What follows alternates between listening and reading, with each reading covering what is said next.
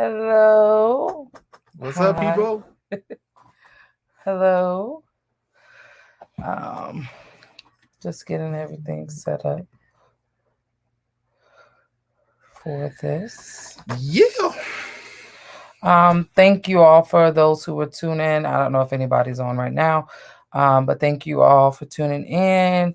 On tonight's Uniquely Tiffany, we're going to be talking about marriage, and we're going to be talking about in sickness. Are you ready? Well, might as well. It don't matter. So I am Uniquely Tiffany, and the last time we had a video, my name was just Tiffany, but I have since changed my name for various reasons. One, I think uniquely fits me a bit better than just Tiffany, because I always have to explain. Because people say, "Well, you're not just Tiffany," and I'm like, it doesn't mean it that way, but okay. It's a lot more to it. Right, it's a lot more to it. So good evening, Christina. So I Hi, have changed my Christina. name to Uniquely Tiffany because I feel like it more defines what I am, what I want my channel to stand for, and what I'm trying to share with people. And tonight, my special guest is none other than my husband. Oh, you're gonna cheer for yourself? So Okay. poor dog don't wag his own tail. No, All right. All right. Well, whatever you want to do. it's all good. You didn't say your name. Alpheus Gibbs. No, kidding. Just Al. On September 2nd, we have been together for 13 years. And this Friday is our anniversary, September 17th. And we will be married for 11 years. God bless you, Pastor Tavares. All right. Hey, bro. So, this is a kind of a heavy topic. We're going to get into some background and then we'll get into some details. He is going to be the whistleblower. So, if he feels like that it is getting too deep, he's going to rein it back in. Okay. Thank All you right. for joining us and good night. um Symphony of Seven. So about 6 years ago, Yeah. August, my husband had back surgery. If you don't know, he had scoliosis. He had a curvature in his back of 57 degrees. And he was told that if he did not have the surgery, that he would possibly be paralyzed from the neck down. At the same time, so scoliosis is the curvature of the spine. So his spine kind of looked like a question mark. Um, but he also had kyphosis, which is the spine pushing forward, so it would hurt in his chest a lot. So he had surgery. It was a 10-hour surgery. No, I think it was more than 10 hours. We had to be there at 5 o'clock in the morning, and the surgery I think started at like 6. And I did not see him till 7 o'clock that night. That Yeah, sounds about right to you? it was close to like 13-hour surgery. Right. So he had 2 rods and 32 pins. 39. 39 pins put in his back. So when he go through the x-ray machine, I mean the machine at the airport, he ting ting ting ting ting ting ting ting ting. TSA loves it. So Yes. And so we're going to be talking about that situation because that was a pivotal, life-changing situation, not just for him, but for us. And we'll talk about some times when I had, because I don't want you just to know it from my perspective of being the caretaker and his perspective of being the one who is needing my care. Because the roles have been reversed. We'll let him decide how much, because I don't want him to think I'm trying to throw him under the bus. This will not be an episode of Ricky Lake. Okay, we're not doing Ricky Lake. So what you want to do? I mean, so that particular, hearing the doctor say, you need to have this kind of surgery. And then as we're talking, he gets into more detail about it. It wasn't just okay. Yeah, you have scoliosis, because they didn't even know I had kyphosis until they got me in the operating room and he opened me up. Mm-hmm. So for them, they just thought it was just a regular routine scoliosis surgery. It wasn't until they opened me up and they're, working. And then that's when they discover, oh, you have kyphosis. Oh, you also have degenerative disc.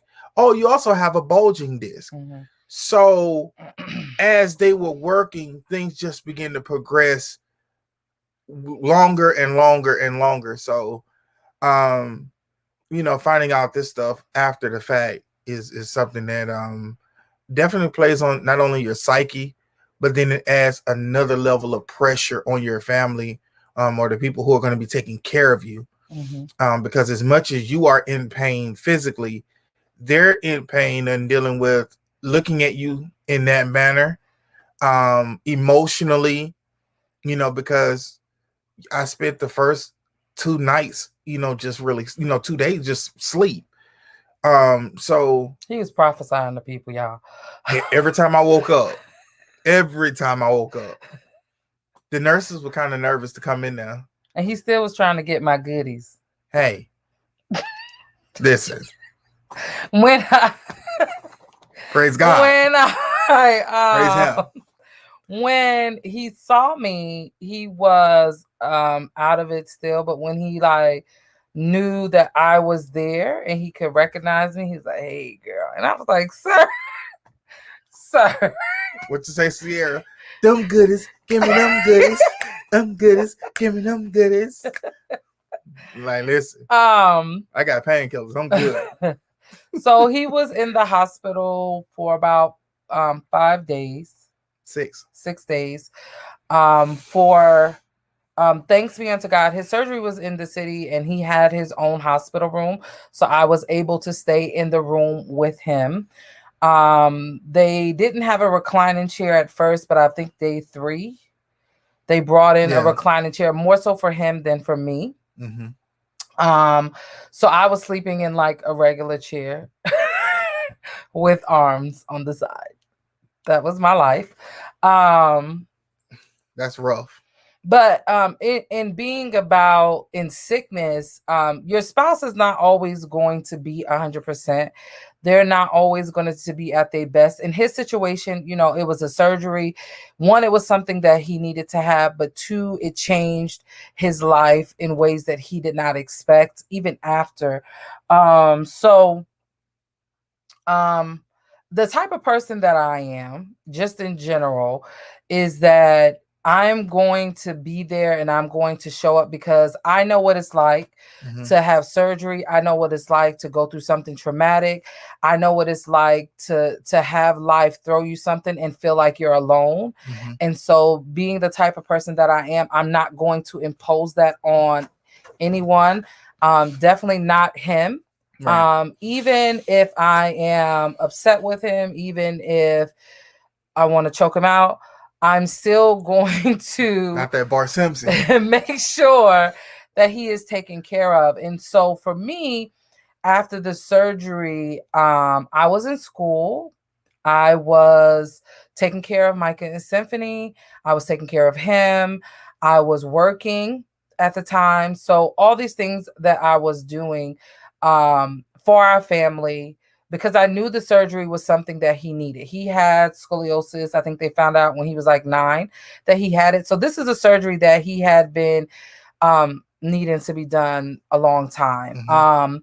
But for me, it was about showing up and being present. So I made sure that the kids were taken care of. I made sure the bills was paid. I made sure the house was clean. I was cooking. I was going to school. In fact, when I was in school, I was taking 5 classes and I made the president's list. Full load. All of that going on and a full load, yes. school load. And I made the president's list. So I think I do better under pressure. Because when I don't have pressure, I don't perform that well in school. Nah, I Uh, mean, but you were doing a subject that you love, super. you know, all of those things taking place. But here's a caveat to all of it is that when you take your vows, you oftentimes don't think about when he said, when the preacher says for better or for worse in sickness and in health. Oh, and it was worse. You look at it and you like, oh, they're gonna get a little cold. Men are always babies when it comes to their being sick, Absolutely. or or you think the extreme, oh, they're gonna be like paralyzed and we have to put them in like a nursing home. It's never in that space where it's like they're alive, they can help very little, but there's a potential that it can get better or it can get worse.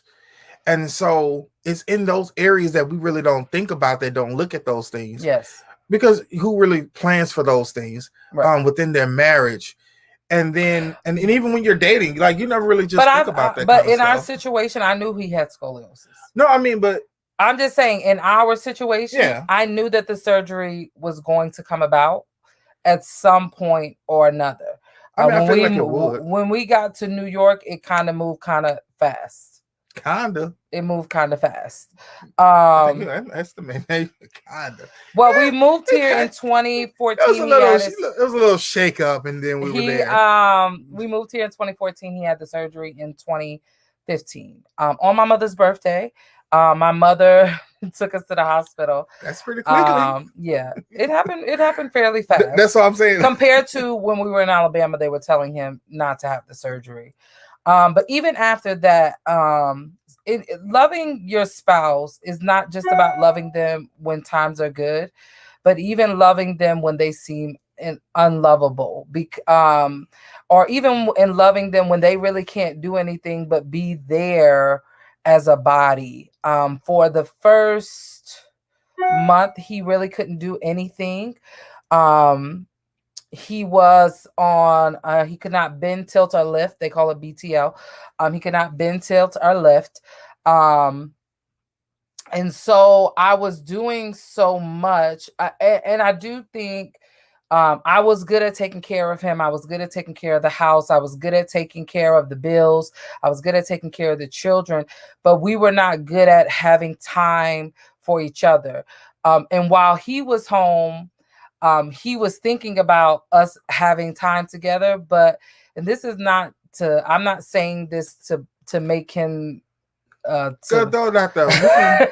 Because here's the thing, we got to talk about this kind of stuff in marriage. Yes. So for him, he basically can't do nothing, but all he could do at home is think about, well, Tiffany not spending time with me. We not watching TV. We not hugging. We not doing whatever. And my mind is on, I need to make sure these kids is fed. I need to do my schoolwork. I don't have time in the day for myself. So I don't know how you want me to make time in the day for me and you, because so much is on my plate. And I think that when you are the spouse who is sick, or you are the spouse who is in a time where you can't provide something, you can't just think about, even though you have idle time, you can't just think about what I need. This is my need, and I need you to meet my need, because you got to think about the weight that your spouse is carrying because of your inability, because of surgery, because of sickness, because of whatever, that you can no longer carry the brunt of the weight, especially for a man. Like a woman, if I believe that we are supposed to be partners. And if my partner is down and we do this thing, sometimes 60-40, 50-50, how we work it however we can. But right now he can't carry his load, then that means the load is on me. So you just can't think about, oh, well, I need you to meet this need and I'm the person that's down. Okay, but because I'm down, now my spouse has to do so much more stuff. And then as the spouse who's caring for the person, are you really caring for them? Because sometimes we say, oh, we taking care of somebody, but we not. When I say that I was taking care of him, Micah would bring him his dinner upstairs, because my grandfather, the house we were living in, we had a hospital bed. So that's where he was. So to give you a perspective, we lived in a townhouse. So you had to go up 2 flights of stairs just to get to the living room and the kitchen and all of that. Then you went up another 2 flights or whatever to get to where the bedrooms were. Right. So for a month, I couldn't come downstairs. Thank God the bedroom was right next to the bathroom. Right. And that there was a bathroom on the and floor. that there was a bathroom on the floor so that everything could be taken, so I could go whenever I needed to. But yeah, just so that you can picture, okay, trying to go up and down the flight of stairs. Right. And Symphony is 1 at the time. Mm-hmm. So Micah is 3. So they're small. They're not, where they are now, where Micah can go make them a peanut butter and jelly sandwich if I don't feel like I have kids. You got babies that I need to take care of.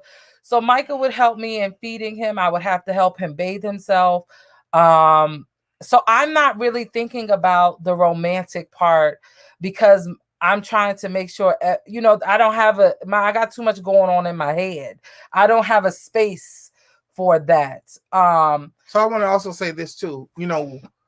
One of the things that we don't look at when it comes to sickness or things of that nature is the longevity of it. Yes.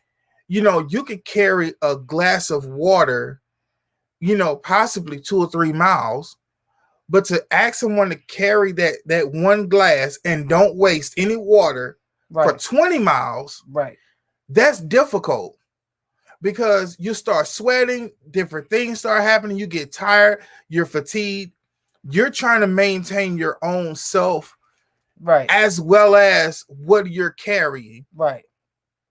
Having the surgery, even though those things took place, mentally, I wasn't in that space to even consider those things. Right. For me, it was like, I'm alone. I'm abandoned. For me, it was like, well, everybody just forget about me. They living their life on this next floor, and I'm in the bedroom by myself. And so, no, here's the other added. And we have church. Mm-hmm. So you all of these things are tacked on. And then you're trying to connect with leadership who in one breath to say they're there for you and call and whatever, but when you need them, they're not there. So between dealing with depression now, because you're alone and whatever else is going on, my wife has the kids who are big enough to possibly go potty. Sometimes, Tiffany was. Yeah, I'm sorry. So you're trying to make sure that you're able to get them to the potty whenever they need to. You got to make sure that they're eating. She has a full school workload. She's also working, and the job that she was working on, she's on her feet all the time. I worked at ShopRite. So, and then I started working at the school. Yeah. So you have all of those things going on, and for me, I'm like, well, what about me? Yes. And hindsight now is like, that was really selfish. At the moment, because I used to be like, well, what about you? You eating? These lights is on? Right. You know how they say for Christmas, you put a bow on the lights? Here, this your present. Listen, you go through all of those emotions, but you also go through those phases of psychosis where you don't know if you're coming or going. Right. And you want to, I dealt with suicide because I was like, if me being here is causing this much pain and problem, if I'm not here, right, then this load wouldn't be there. And so when you're married, and even though you're trying to hold everything together, you're a Christian, and you're trying to hold all these things together, and not to say save face, but you're holding on to your bit of faith that you've preached, that you've taught, that you believe in. And it seemed like you got more miles to go than you have rope to hold on to. That's a weight that a lot of times breaks a marriage and breaks friendships, and it does so much more damage than people could really realize. Mm-hmm. I believe that a lot of the problems that we have within relationships is not just with communication, because communication is a very key part of it. I think it's the longevity of being in certain situations. Like, it's one thing to talk about Job and him and his wife going through the losing of their children, it's something else to ask the question, well, how long did they go through it? Because at Right. some point she was like, just curse God and die. So it's we villainize her without ever really humanizing her to say you were going through not only the loss of your children, but you also lost the functionality of your husband. Right. And so in our marriage, Tiffany lost the functionality of me working and being able to help, Hmm. all the while trying to better herself so that she can continue to do what it is that God had called her to do. Right. And so there's this trying to find balance in the midst of all that's going on. Right. And when you're dealing with people who are depressed, who now starting to deal with anxiety, who's now start dealing with seizures, Hmm. and you have children, Hmm. and you have a ministry, and the ministry is like, hey, well, I called you and you didn't answer. Well, um, I'm fighting my own demons. I love you, but I'm fighting just to stay alive. Right. Because if the pain doesn't kill me, I want to kill me because of what I'm going through. And it got bad because he used to fall like a tree. Like somebody chopped him down at the ankles and he was like, boop. So I have literally carried my husband on my back several times. And he used to get upset with me and he'd be like, well, just let me fall. Just let me fall. You ain't got to carry me. So I'm going to let you kiss the concrete instead of you just saying, okay, lean on my back and I'll put you where you need to go. Like, And here's the even other part, like falling down flights of stairs, to going to the doctor. Like that's another part.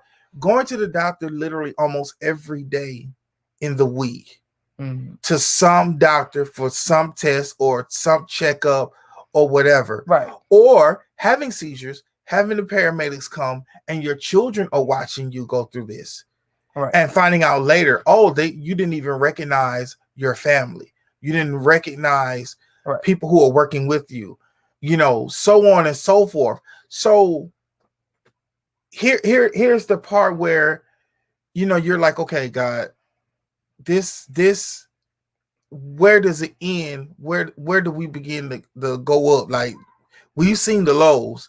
Right. But When do we move up higher? Like, when do we get to some higher ground? right. Because like he said, he started, so he was falling.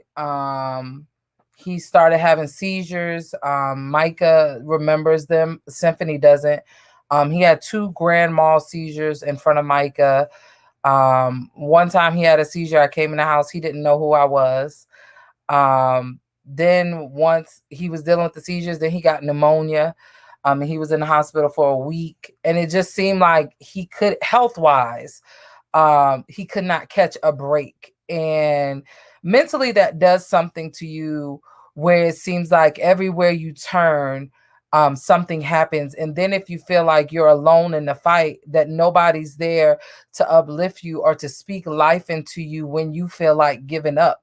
That's why it's so important that when we have these relationships, they're not just surface level. Don't just tell me that you love me. Show me that you love me. Don't just tell me that you care about me. Show me that you care about me. Show me that you want to get to know me. Show me that you want to know the ins and outs of what's going on, because I need somebody outside of my family who can call me, or who I can call when I'm going through, when I feel like I can't take anymore. I need somebody who's going to be there to breathe in me when I feel like I don't have any air in my lungs. And for a majority of this, we were alone. We really didn't have people who I couldn't, outside of my mother. We have people who will give a rat piss on cotton in an empty attic. They just put it, just make it what it is. Like, I ain't even gonna sugarcoat it. Like, the Bible says, a friend loveth at all times, and a brother is born in adversity. And you find out the Who's there? measure Yes. in the level of relationships you have, not just when you just going through something, but when you really are at a place when you can't do nothing, Nothing. when you don't have nothing to give. Right. Because When we didn't have anything. My mom was great. The first 6 months of his surgery, she would watch the kids while I was at school. My sister would come and help. Even in the midst of that, like I had, and then we're just talking about his health. We're not even talking about other stuff in life that was going on at the time. And so outside of my family, my sister and my mother, we didn't really have any other help. We didn't have people who would just come and drop off dinner, or who would just come and say, I'm going to give you a break. I'll sit home with him, or, whatever. So we didn't really have that. And it took a toll on us. And the things that we were going through. This would have been year 5. This would have been year 5 of our marriage. 5, 6, 7, because we're working on 11. So the last, like for 4 years, it was so much that was going on. It was unreal. With his sickness, with trying to get him not just physically in a better place. And I'm going to mainly speak to the wives here, is that there's only so much we can do. There's only so much we can do. I am an advocate for men having men, bromance, whatever you want to call it. I don't. You need a man who's going to speak life into you, because it's only so much I can tell you. It's only so much I can say, that I'm trying to help you. I'm trying to. I got to be your best friend. I got to be your wife. I got to be your counselor. I got to be the chef. I got to be the chauffeur. It's only me so many hats I got. But I thought, my head can only hold but so before much. I start running out, and I'm an advocate, because in those times you need somebody to say, as a man, I don't know what it's like to feel like a man, because I only feel like a woman. So you need a brotherhood that is going to embrace you and uplift you when you feel like you in the pit. When you feel like the man in the Bible who his friends carried him on the roof so that he could get, where are my friends who are going to carry me to the roof when I can't carry myself? And because it puts a strain, and it's nothing but the grace of God that we still married today. It is nothing but the grace of God that we still married today. Because on the flip side of this coin, we're going to talk about him being a caregiver. And me and him had a discussion, Mm-hmm. because I want him to be comfortable in whatever we're sharing. Mm-hmm. Because I can tell my story, absolutely, but he still has a part in it. Mm-hmm. And so one of the things I told him is that he had to grow to learn how to care for me in my times of sorrow, in my times of sickness. During our first pregnancy together was a miscarriage. Mm-hmm. And he didn't really know how to be there for me. We had only been Yeah. married almost a year. We had been together almost 3 years. So he didn't really know how to be there for me. And I'm losing my ever loving mind, because this is my greatest fear at the time, is that I would not be able to have a baby. So this was my first pregnancy. I was on the way to the hospital. I was cussing the devil out. And I still lost my baby. And so even in that, there was a portion where I felt alone because of how he handled me. Um, Fast forward, I had the twins. If you don't know, give you a quick little story. I went into the hospital. My blood pressure was 160 over something. They had given me 2 medicines to make my blood pressure come down. They did not work. I had preeclampsia. When I got into the operating room, my blood pressure had went from 160 to 60 over something, to the point I was getting dizzy on the table. They laid me down before I fell down. I had an emergency C-section. He delivered the twins and my placenta in 15 minutes. I coded. They had to resuscitate me. And we are in Westchester. And there's nobody there but me and him. Uh, this is probably the worst. Hoorah. This is probably the worst he's ever saw me. When he saw me, I went into the operating room. I was conscious. I was awake. I could talk to him. The next time he saw me, I had a tube down my throat, and I could not speak. I could not tell him I was okay. I couldn't tell him how I felt. Couldn't tell him nothing. They ended up handcuffing me to the Well, bed. not only that, the doctors who were in there, by the time they were done, I didn't even get a chance to talk to them. So all the information that I was getting was either from me reading it off of the chart as they're passing by, or I'm talking to the nurse, the charge nurse for that particular day. So literally, she's on one end, the twins are on the other end, Yes, and in the I'm running hospital back and forth because because and they moved me. I was in 2 trauma ICUs, and they moved me to where the nurse only has me. I was her only patient. She didn't have nobody else. Um, and I was trying to pull that tube out my mouth. yeah. So while I have her in one ICU, Tamias is underweight severely. He's not eating, so they need to put a feeding tube in him, and Pierce. and he's also not breathing all the time. Mm-hmm. Pierce has jaundice. He's under the light. He started out having breathing problems, so he's on oxygen. So I find out what's going on with them and run to the other side. And the way the room that she's in, you can't just go buzz in and then you walk through. You're buzzed in to go to one place, and then you get clean from your fingertips all the way up almost to your shoulder, and you have to put on this whole little gear, and then you're able to go through. Her respiratory therapist and other people are like in a different hospital, but they have cameras on her all the time. She's got this breathing tube, and they're like, we don't know how long she's going to be, intubated. Do you want to sign the DNR? I'm like, what? Like, let's wait. So while I'm talking to one doctor, the nurse from the NICU comes in. She goes, Mr. Gibbs, do you want to name the babies? Until she wakes up. And listen, I'm not naming nobody. None. No. Excuse me. And we're dealing with that. And then, she will wake up. She's trying to pull it out. So then they put her back to sleep. And me and the occupational therapist is talking. So then maybe like 45 minutes later, Tiffany wakes up again, and she's steady trying to pull it out. So then they put her back to sleep, and then they handcuff her to the bed. I'm like, okay. They're like, Mr. Gibbs, if this doesn't work, we're going to have to keep her asleep. I'm like, all right. So so they're like, you can talk to her, she can possibly hear you, but we got to keep her sedated.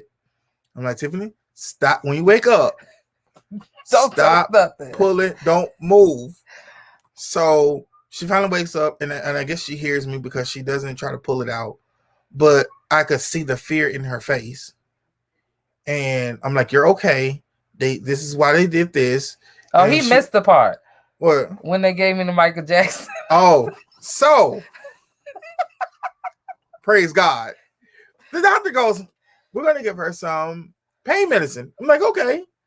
And some other stuff to help her sleep. So he names off a couple other things, and then he says Provovol. I said, isn't that what they gave Michael Jackson?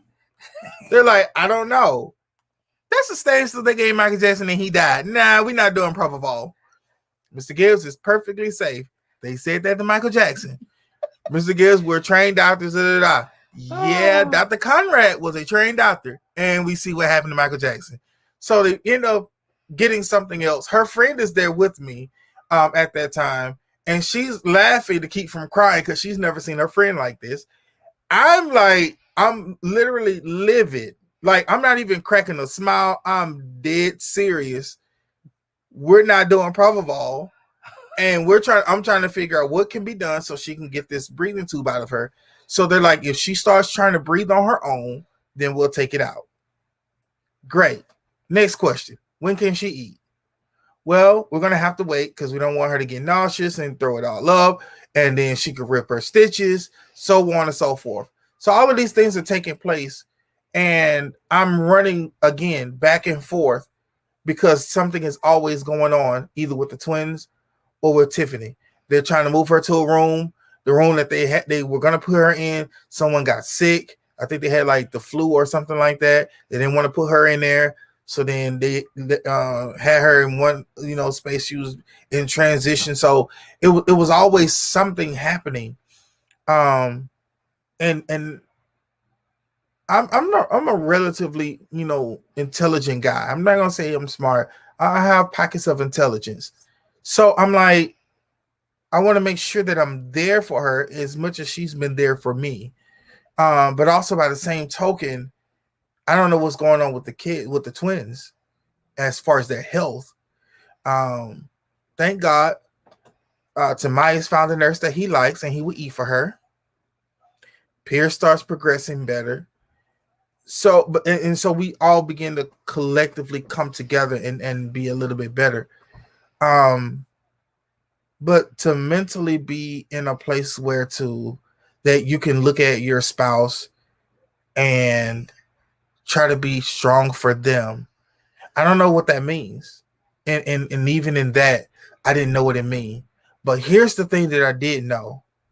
I said, as much as I've served other leaders and have paid attention to them and wiped sweat and all of these other things, I got to do the same thing and more for my wife, because it doesn't make sense that we can serve in church and we can serve other people, but we're piss poor when it comes to our spouses. Yeah. And especially men to women, not so much as women to men, but men to women. In 1 minute, as men, we look at them and they're feminine, but we also treat them in the same vein like they're a guy. Hmm. And so don't Then you tell. wonder why you get the attitude. So I really don't care who you serve or who you're up under. If you're married and you don't even want to serve the one you said I do to, The one that smell your hot breath in the morning. you know, there's a picture. If you go on either of our pages, when we first got married, we got married on the beach. No, It was our renewal. renewal, but we were on the beach, and my niece Ashley took a picture of me getting sand off of her feet, because even in that moment, I understood and realized that being married is about servitude. You're serving the other person. When she was serving me, and I was going through my post surgery and all of that stuff,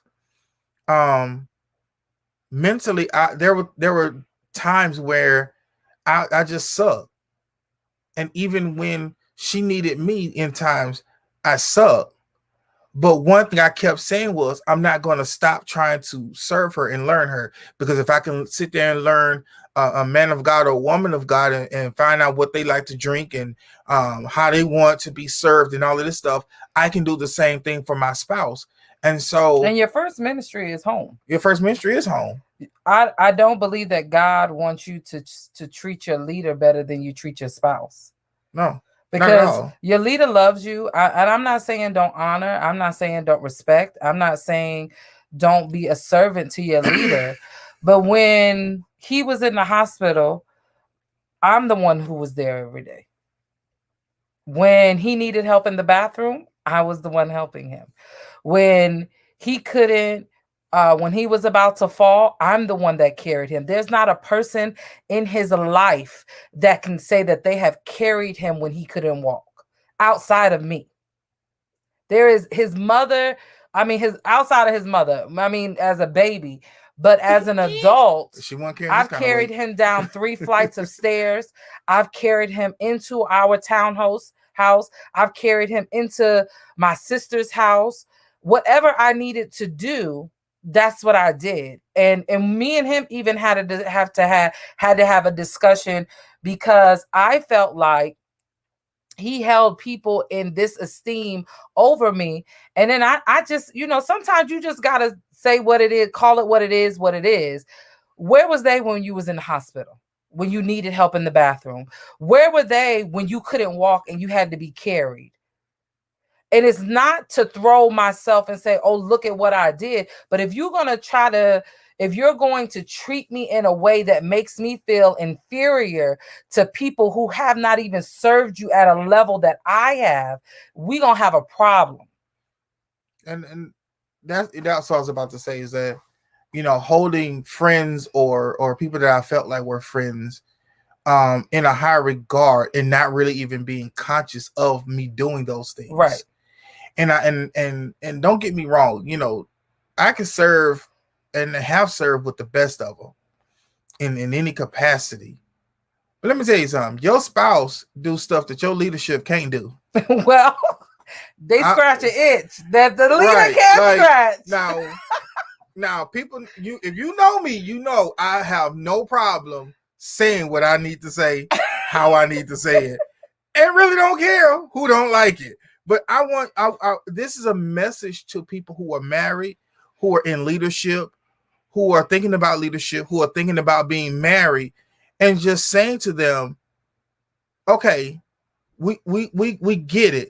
You love people, whatever the case may be. I said I do, for better and for worse. So when worse comes, that's the time to serve.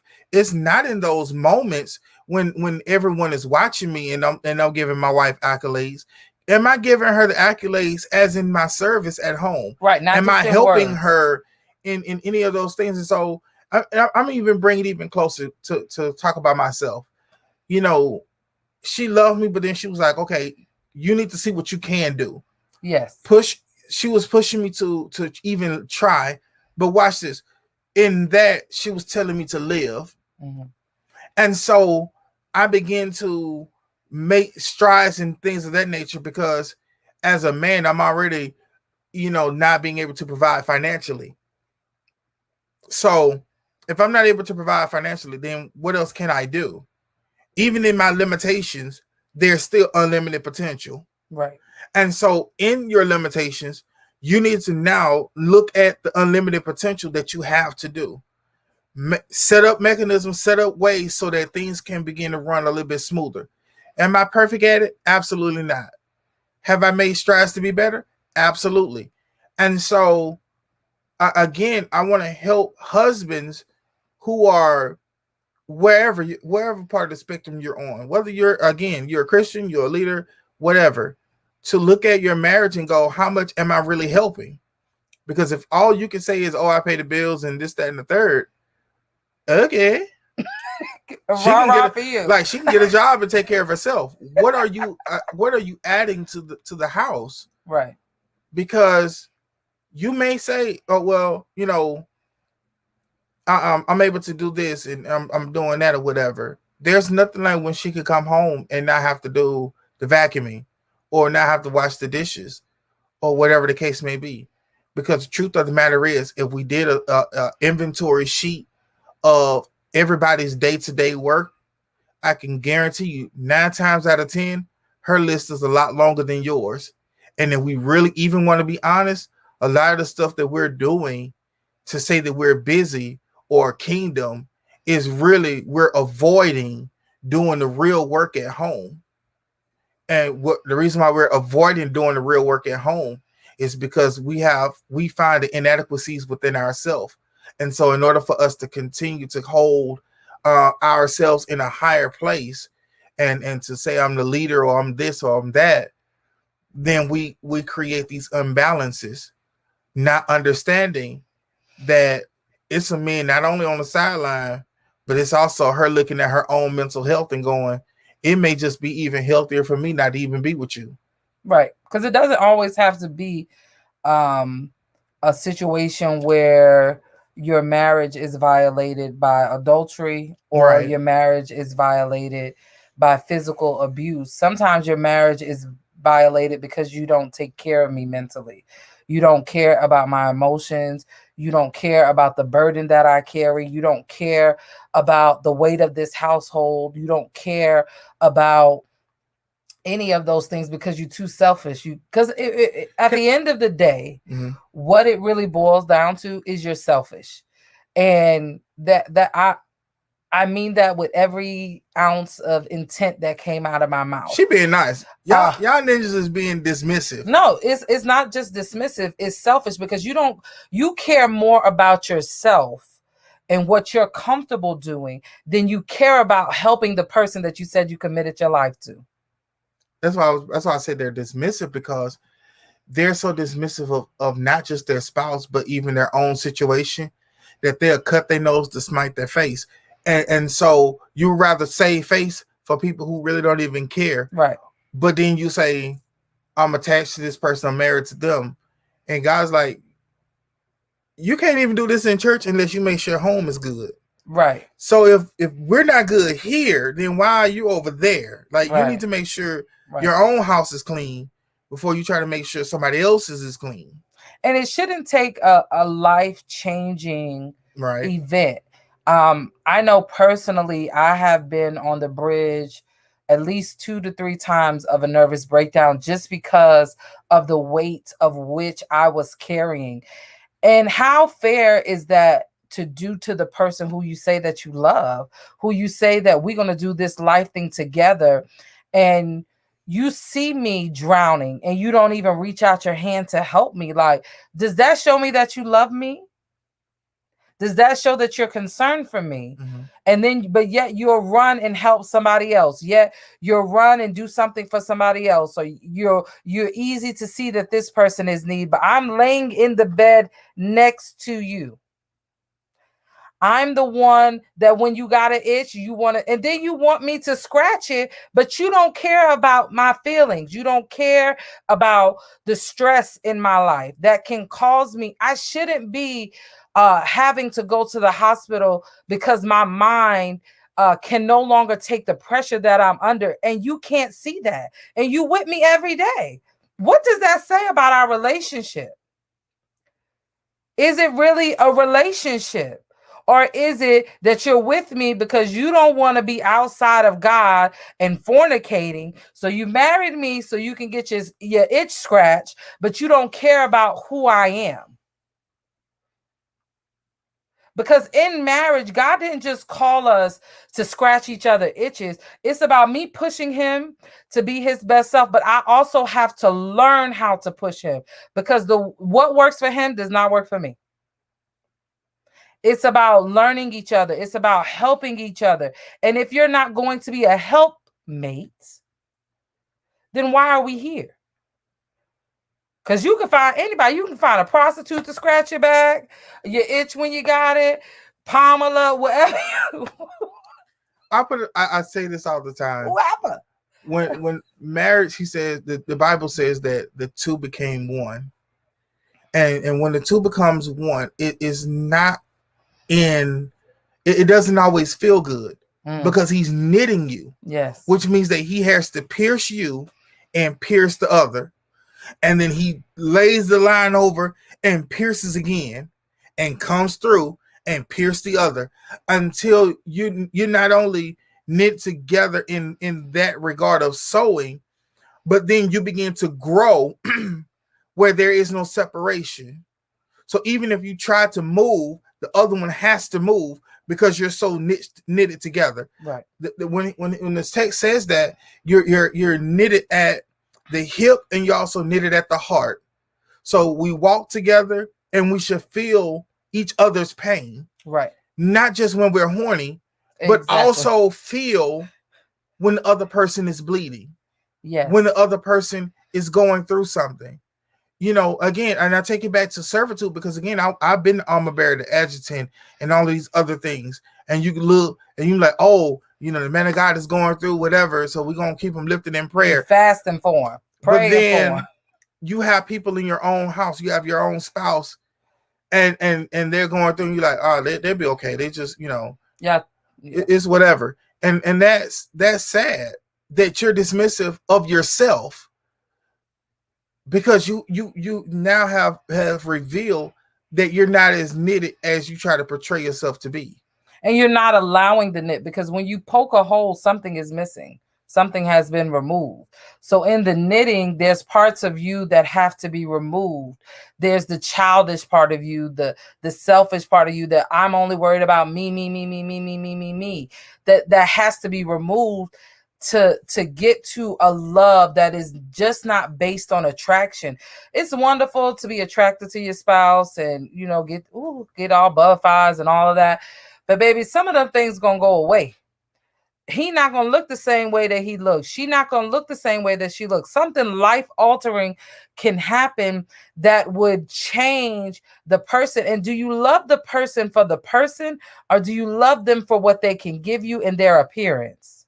Now, this ain't no shameless plug, but this is a real plug.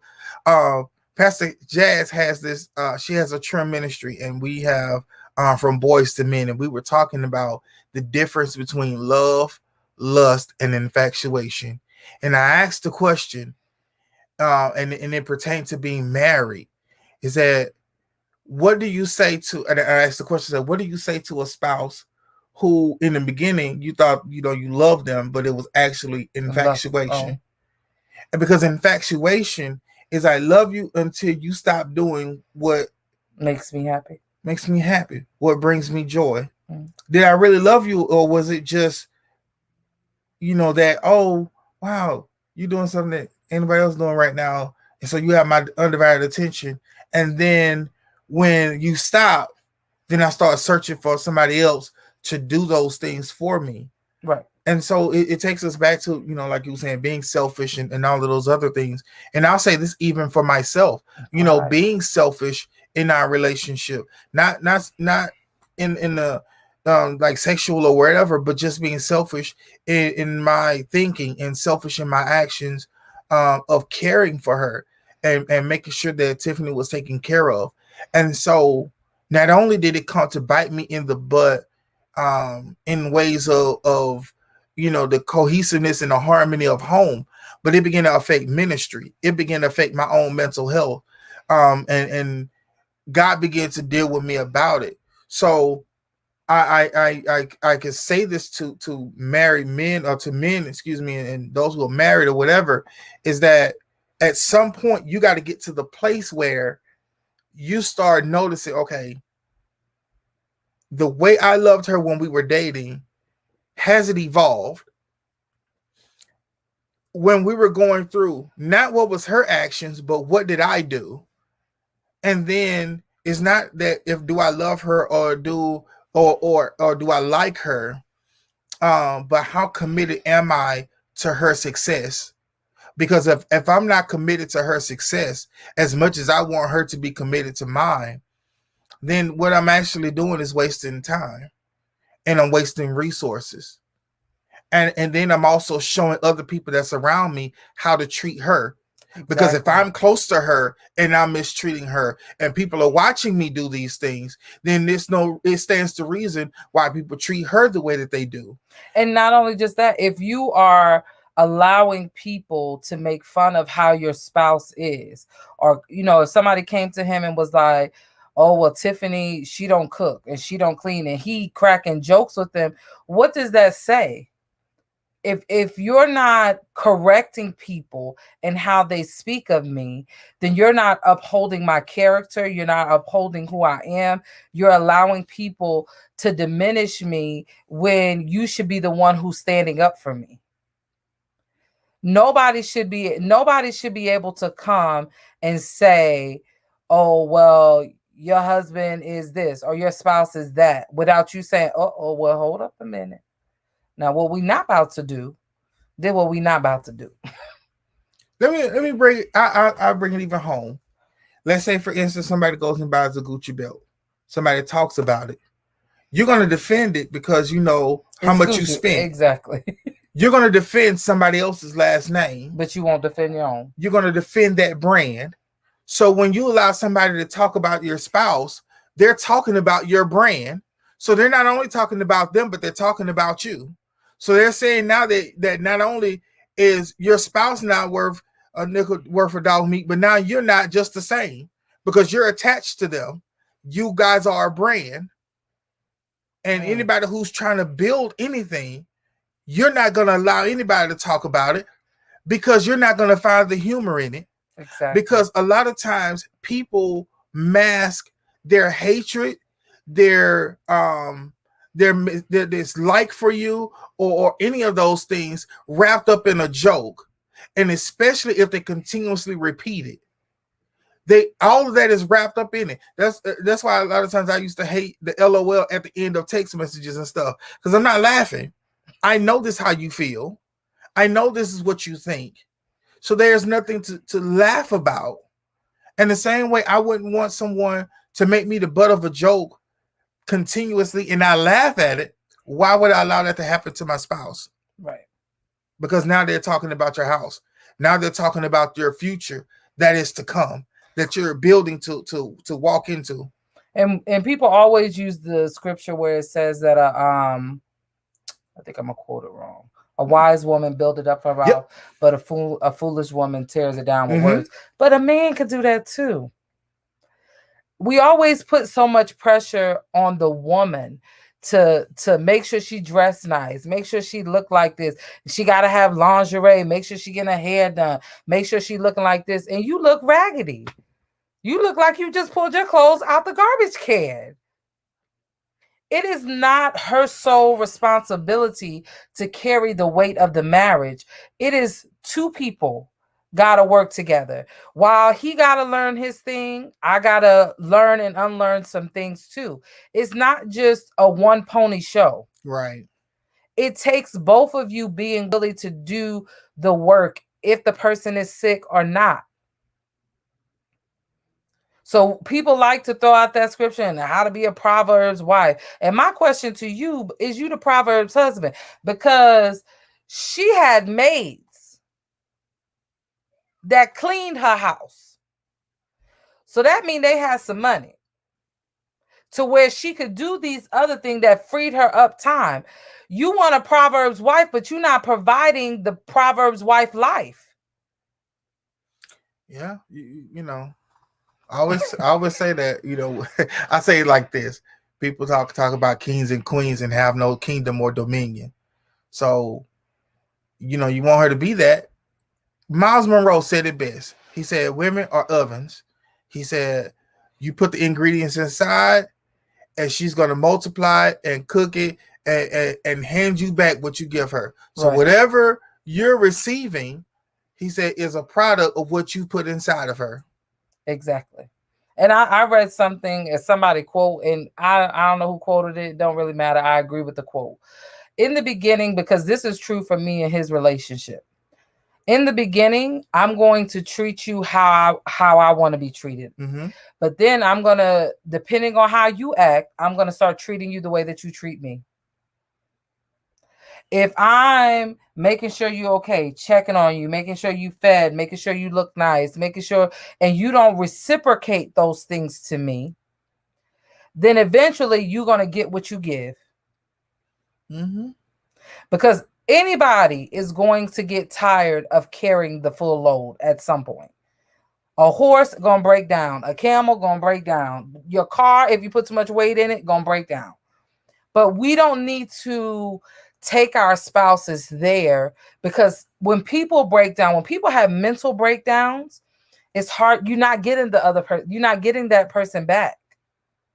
Do you want to lose your spouse because you don't want to take something off the stove, that the table is too full? You don't want to remove some things from them to free up so that they can be have a little less stress. Like he was saying, when he had his surgery, he couldn't bend, tilt, or lift. So he would focus, he would try to do, being a man, he would focus on doing stuff he ain't got no business doing. He trying to move furniture. He trying to move a TV. He trying to do this. And I'm saying, okay, you can wipe the counter of the sink off. You don't got to bend over to do that. You can stand up, wipe it down. You can, I had a stool because I have a back problem, but so that sometimes when I stand too long, my back hurts. So I had the stool in the kitchen so I could lean on it to wash this. I said, sit on the stool and wash the dishes. There's other way to get things done. You just have to think outside of the box. And he was so focused on what he couldn't do, what had been taken away from him, that he could not focus on what he had an ability to still do. So if you sick and there's restrictions because of your sickness, what are the things that you can do to help alleviate some of the stresses that your spouse has? Because you're still able to do something. There's a man who is in a wheelchair, he wheelchair bound, and he still does stuff for his girlfriend. If there's people who physically cannot function without the assist of somebody and they're still helping their spouse, then what is wrong with you, well able person, that you can't do the same thing for your spouse? I ain't gonna lie, I used to skip over those videos on YouTube. I ain't want to hear none of that. I ain't want I to used see to none of send that. them to him. I'm like, I don't know, watching this nonsense. No, it'd be crazy stuff. It was like a lady. She didn't have like any. She had like little no arms or whatever, and she had like no legs, and she was taking care of a baby, and she was cooking, and I was like, yo, the bacon is popping you in the leg or the thigh or whatever. Like you getting bacon grease in your eye, lady. Like just know that you can't cook bacon. Find somebody else to cook the bacon. Like you're tripping. But it was in those moments that and going to therapy was so instrumental.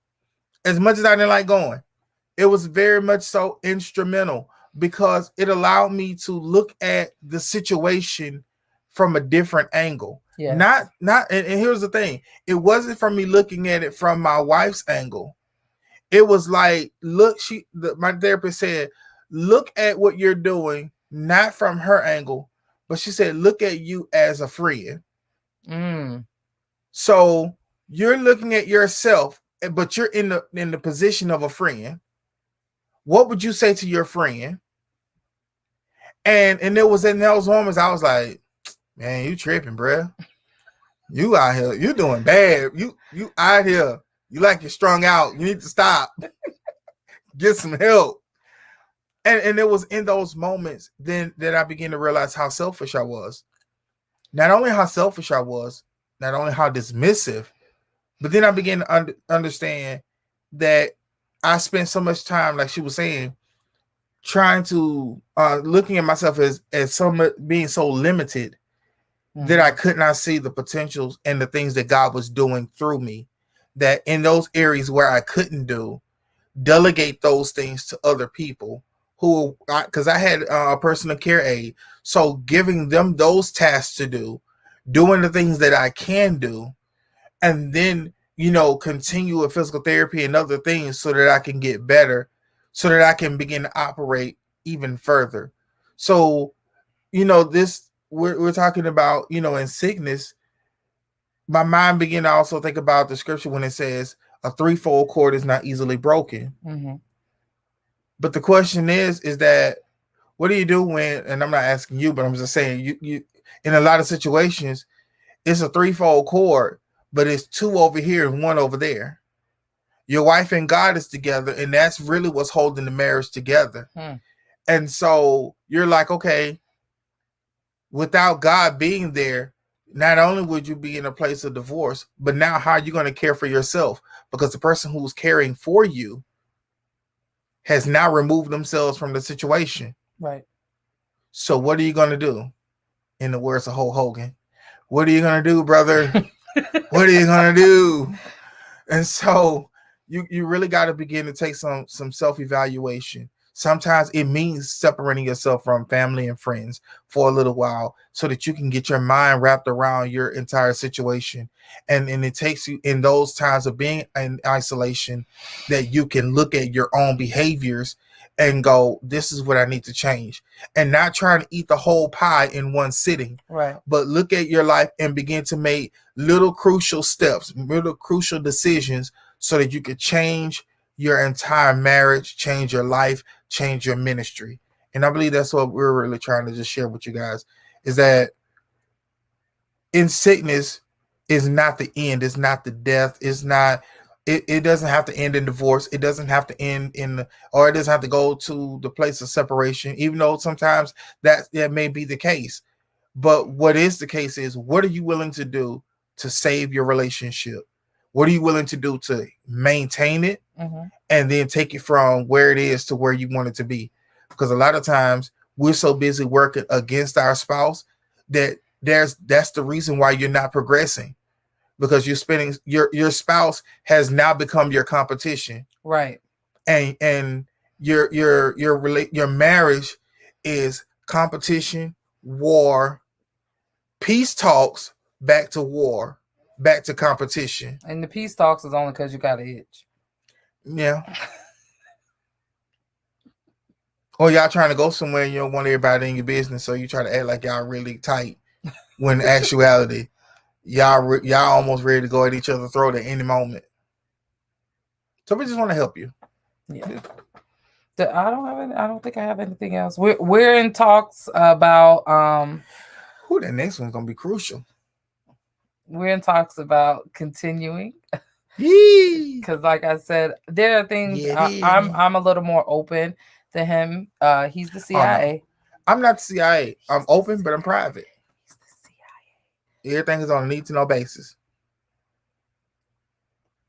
But my purpose in these type of conversations is just to promote healthy relationships, and I want you to know that in figuring out a healthy relationship, that there's going to be some valleys, that there's going to be some lows, that there's going to be some struggles, but if you can get through those things, there's something greater on the other side, and nothing worth having is you don't have to work for. Anything in life worth having, you have to work for.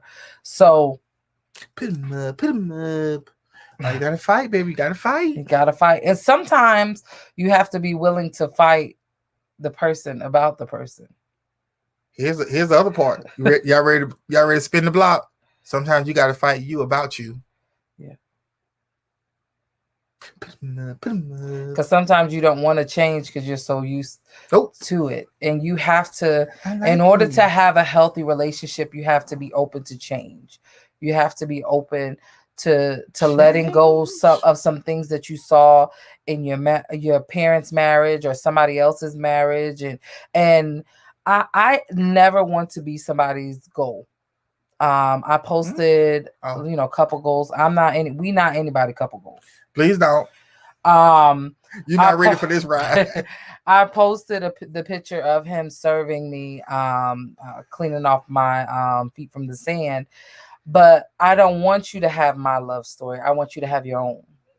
I don't want you to go through the things that we have had to gone through.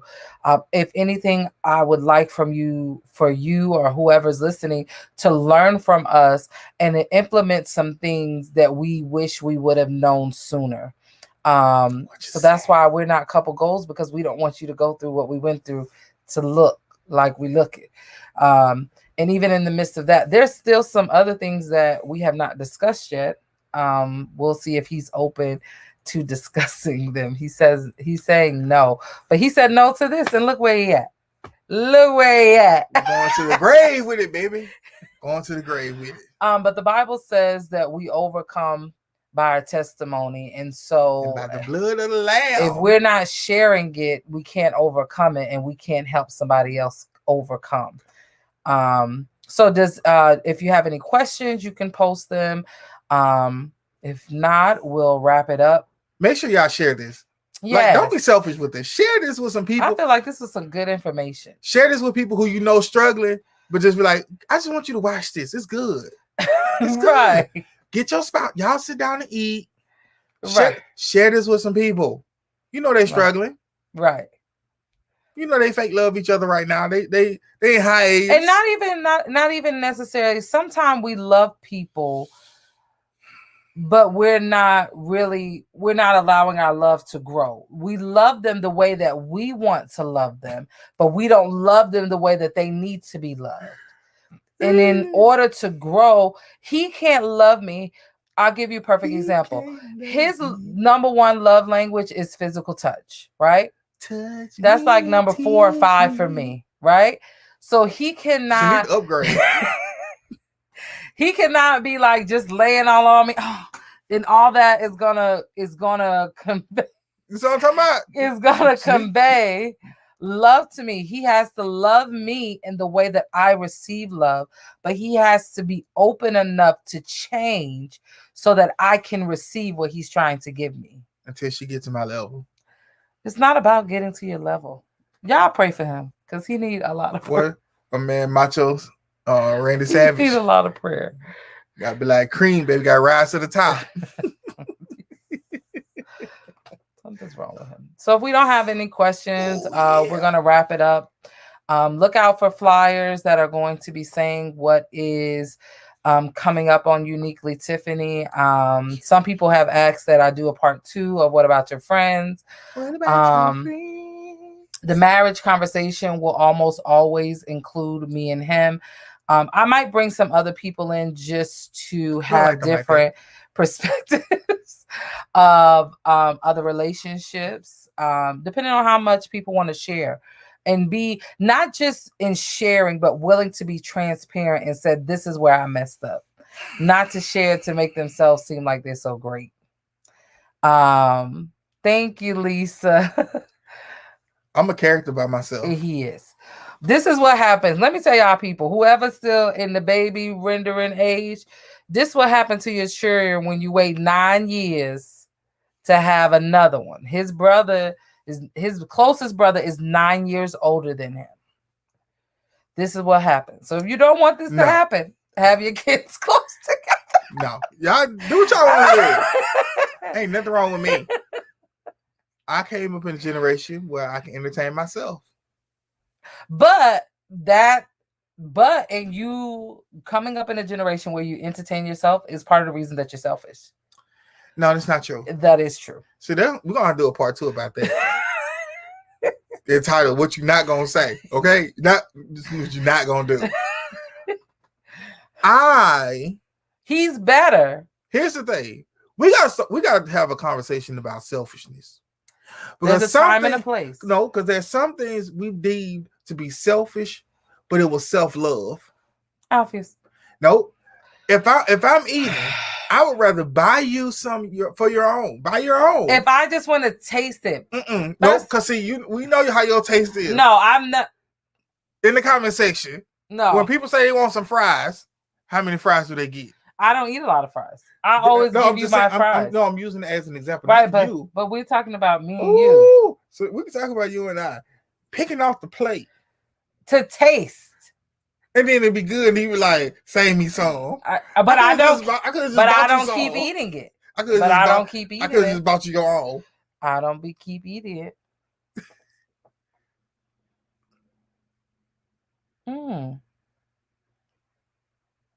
That's a good question, Lisa. That is a good question. We will be praying for you. I don't. Who? Is there love still there?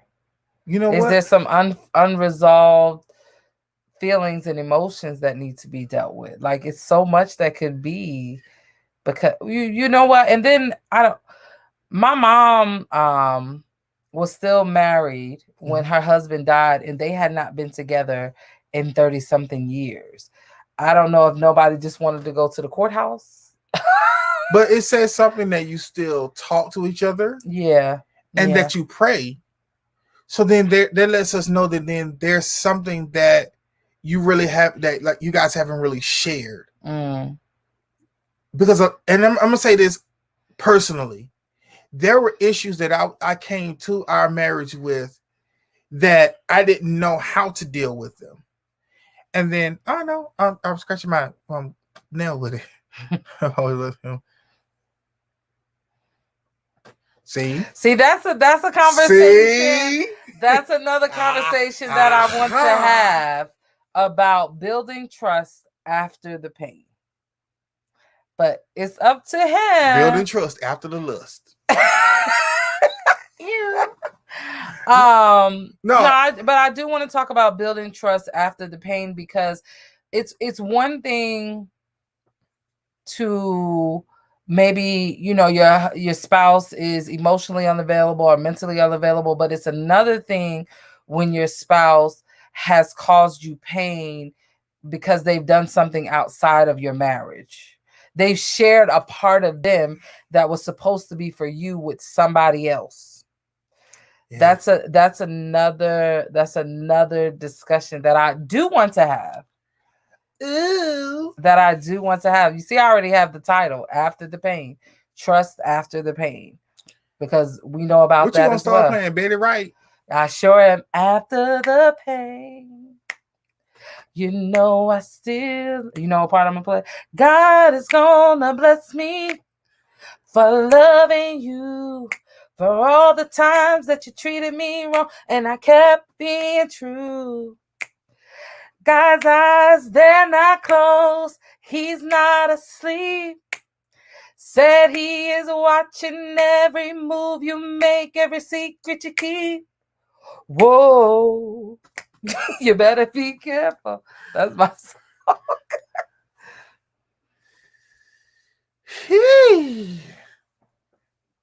Oh Lord. Yeah, that's my lighter. I ain't got my lighter right now, but we gonna do it up one time for the one time. You know, Jesus Christ.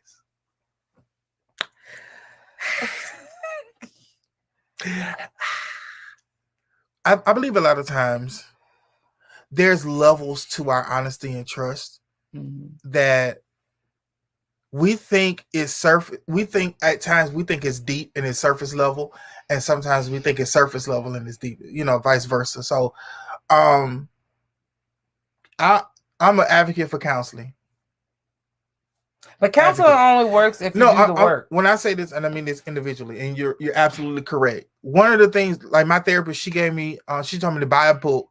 It was called "Out of Your Head and Into Your Life," and the challenges that's in that book, because it's not just a book to read. It's a workbook where you have assignments to do, and I think a lot of times with couples is that we say, oh, we need to go to couples counseling, but you need to go to individual counseling first, Right. and then go to couples counseling. Right, because I'm gonna share this. When we was in couples counseling, most of our counseling session was about him.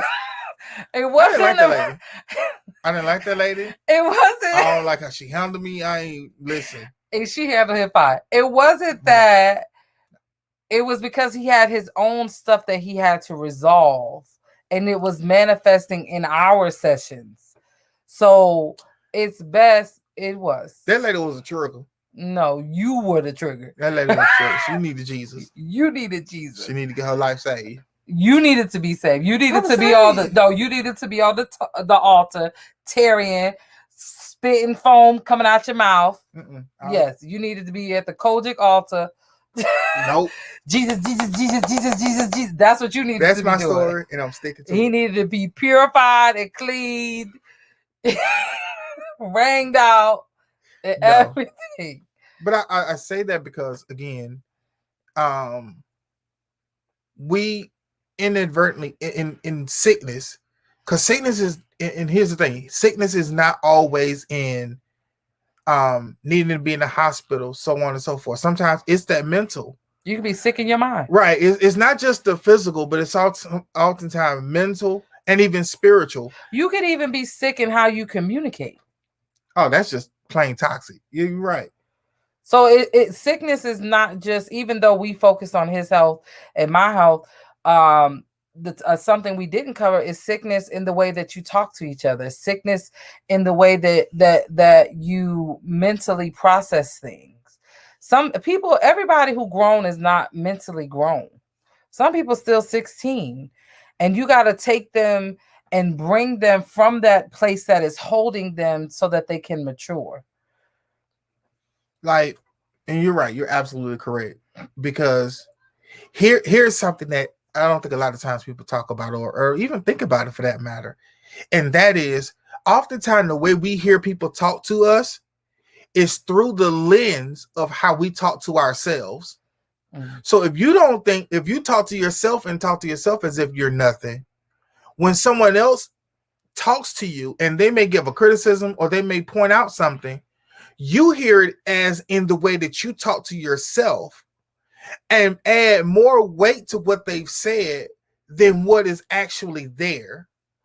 And so with that communication, and that poison of that communication of listening and speaking to yourself begins to self-deteriorate the person and break them down. And then you, like she said, and then I brought that, like in our situation, I brought that to our marriage. And so into our conversations and so on and so forth. And so other people are possibly are also doing the same thing in their relationships, whether it's a friendship or even a marriage. They've dwindled down so much, and then you'll find that they have pockets of people who they hold in high regard, that whenever they speak, it either brings them up really high or it brings them really low. And so a lot of times the fights that you have and that we've had really little to do with us. It was what was brought into the situation before it even got there. So I'm already dealing with depression or whatever. And then I'm talking to myself to say, I need to get better. I need to do this. I need to do that. And talking down about myself. So then when she comes to talk to me about why I didn't wash the dishes, An or there's area something of that I missed, opportunity and I just say using dishwashing as an example, she's like, hey, there was a lot of dishes that was still greasy. Instead of me just hearing, can you be more, mindful of the things that you're washing? I'm hearing, oh, you're lazy and you were just rushing through it and this, that, and the third. So I've already put myself under an immense amount of weight. And because I hold her voice in the regard, I've added even more weight. So then it brings frustration. So then instead of me just receiving what she said, now I have to be defensive. And now I'm fighting with her off of something that really had nothing to do with her. She was just pointing out the dishes were greasy. right. But to me, it was an attack on my manhood. It was an attack on this.